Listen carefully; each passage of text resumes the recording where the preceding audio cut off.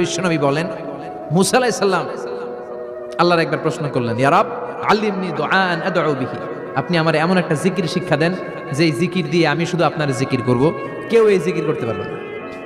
এই জিকির জানবো শুধু আমি, আর জানবেন কথা কোন? প্রশ্ন করছে কে? হ্যাঁ, কাকে করেছে?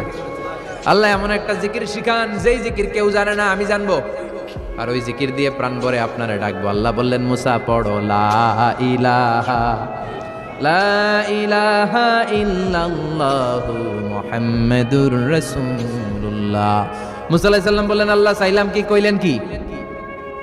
লা ইলাহা তো জাতীয় জিকির, এটা তো আন্তর্জাতিক জিকির, এটা জানে না এমন কেউ নাই। এমনকি হিন্দু ভাইরাও জানে, কথা কন। আল্লাহ আমি তো চাইছিলাম এক্সক্লুসিভ, আমার জন্য স্পেশাল, এর চেয়ে সুন্দর আর কেউ জানবে না। এত সুন্দর একটা জিকির আপনি দিবেন, এটা আমি ডাকবো আপনার আর আপনি শুনবেন। আল্লাহ বললেন,